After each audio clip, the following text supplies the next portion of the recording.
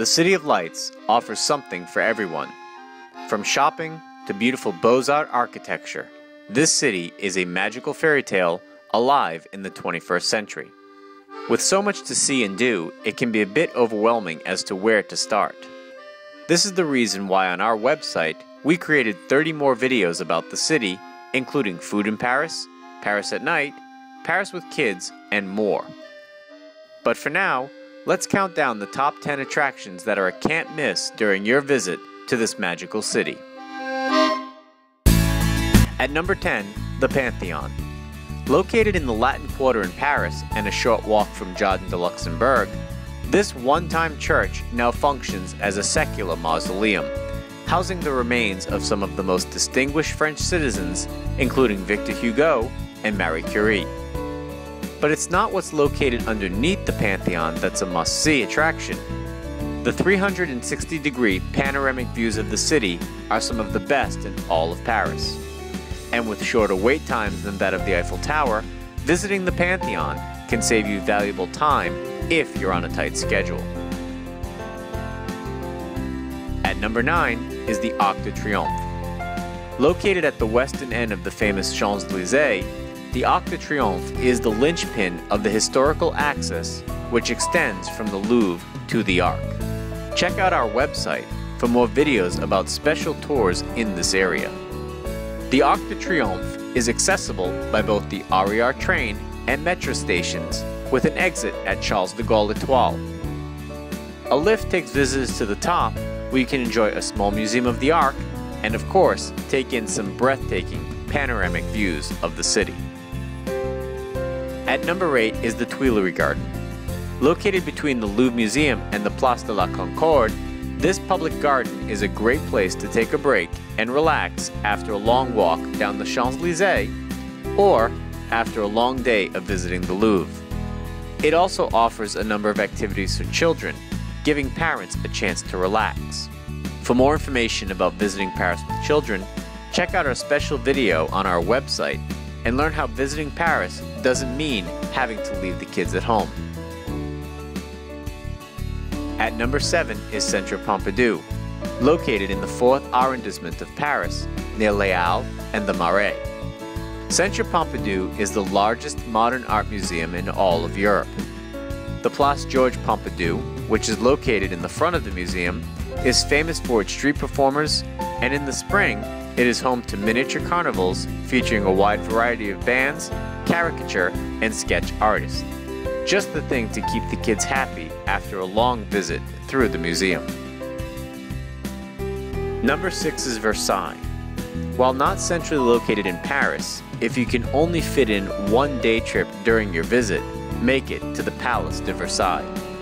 Located 30 minutes outside of Paris via the RER train, Versailles is the most luxurious and historic royal chateau in all of France. Be sure to do your research on the many things to do while at Versailles before you go, as it is so massive that you are sure to miss some hidden treasures if you are not prepared before your trip. For people with a limited time in Paris, you should consider skipping this attraction, as it does eat up a full day of your time when visiting Versailles. Number 5 is Sacré-Cœur. A popular landmark located at the summit of Montmartre, Sacré-Cœur is the highest point in the city and as a result offers some of the best views in all of Paris. And the best part is, it's all free. Sacré-Cœur is also a great stop after a long walk through the streets of Paris, where you can enjoy a picnic underneath this incredible church while basking in the panoramic views of Paris.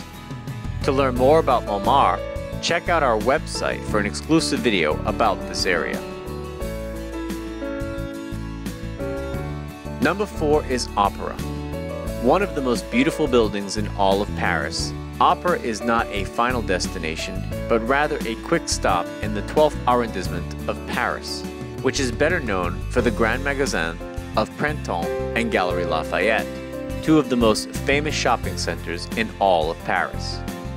What makes Opera such an attractive stop is that it is a nice alternative for those to enjoy the cultural side of Paris while others venture off shopping. Opera is also adjacent to the Paris Story, which is an amazing historical tour through Paris, fully realized in 3D movies and a miniature replica of the entire city. Number 3 is Notre Dame, probably the most well-known cathedral in the entire world, thanks in large part to Victor Hugo's novel The Hunchback of Notre Dame, is located on the eastern half on the Ile de la Cité along the Seine. Due to its overwhelming popularity, it is best to visit Notre Dame during the week, when lines to visit the top are shorter, and be sure to check out the crypts of Notre Dame, which is an often forgotten treasure of this cathedral.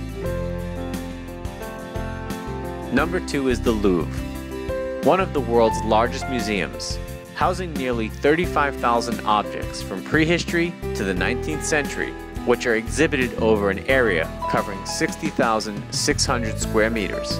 Located on the right bank of the Seine, the Louvre is the most visited art museum in the entire world. When visiting, we recommend that you prioritize what you want to see. If Egyptian artifacts are your fancy, stick to that. However, if you're more interested in Greek culture, go to those wings instead.